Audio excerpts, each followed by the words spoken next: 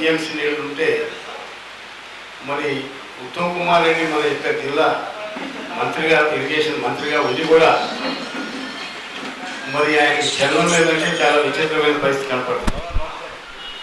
నిన్న తుమ్మల నాగేశ్వరరావు గారు కేసీఆర్ గారి యొక్క ప్రాజెక్ట్ నుంచి సీతమ్మ సాగర్ ప్రాజెక్ట్ నుంచి తీసుకొచ్చి నాగార్జున సాగర్ కెనాల్లో తీసుకొని వైరా ప్రాజెక్టుకి, వైరా నియోజకవర్గానికి, సత్తుపల్లి నియోజకవర్గానికి, మరి అక్కడ 4 నియోజకవర్గాలకి నీళ్లు ఇవ్వడం జరిగింది. అదేవిధంగా నిన్న శ్రీనివాసరెడ్డి గారు రాత్రి పొంగులేటి శ్రీనివాసరెడ్డి గారు నా పాలేరు కాన్స్టిట్యున్సీకి నేను ఎందుకు ఇవ్వద్దని చెప్పి నిన్న పాలేరు నుంచి నీళ్లు రాత్రి వదిలిపెట్టడం జరిగింది. మరి ఇరిగేషన్ మంత్రి తెలిసి చేసినారో వాళ్ళు తెలియక చేసినారో మరి ఇరిగేషన్ మంత్రి గారికి అర్థం కావాలి. దయచేసి మేము మా పార్టీ నుంచి డిమాండ్ చేస్తున్నాం. ఎండలు ఈ నార్మల్ కూడా పోషణలు కూడా ఎండిపోతున్నాయి, మరి వానలు వెనక వీకినాయి. కాబట్టి మీరు వెంబడే తక్షణమే దీని మీద ఏదో రైతాంగం, నేను డిపార్ట్మెంట్ వాళ్ళు సిఈ గారు వాళ్ళతో మాట్లాడితే వాళ్ళు ఏం సమాధానం చెప్తారంటే రైతులట నీళ్లు కావాలని అడగట్లేదట. దీనికి సిగ్గు ఉండాలి, డిపార్ట్మెంట్కి ఉండాలి, లేకపోతే మంత్రి గారి కన్నా ఉండాలి. ఎందుకంటే ఈ నియోజకవర్గం కింద ఆయకట్టు కింద ఉంది.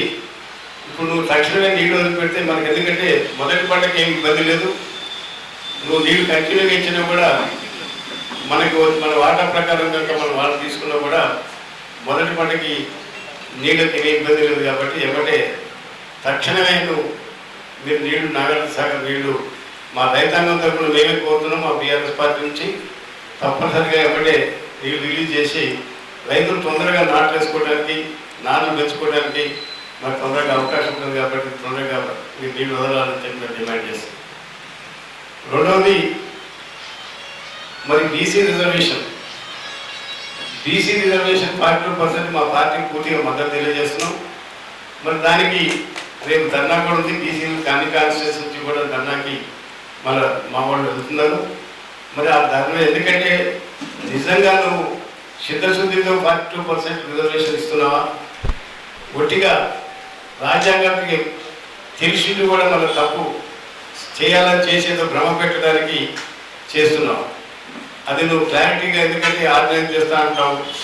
మరి దానికి ఇంతవరకు బీసీ రిజర్వేషన్ నువ్వు సర్వే చేసి ఇంతవరకు ఒక దాని యొక్క దీన్ని నువ్వు ప్రజల్లో పెట్టలేదు. ఇంతవరకు ఎంత పర్సంటేజ్ ఉంటుంది, ఏమొచ్చింది, ఎంత ఉందనేది పెట్టలేదు.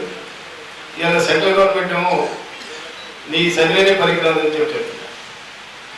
మరి ఆ విరుద్ధంగా మరి నీ సర్వే ప్రకారం నువ్వేం చేస్తున్నావు, నిజంగా పెట్టేదా పెట్టదా?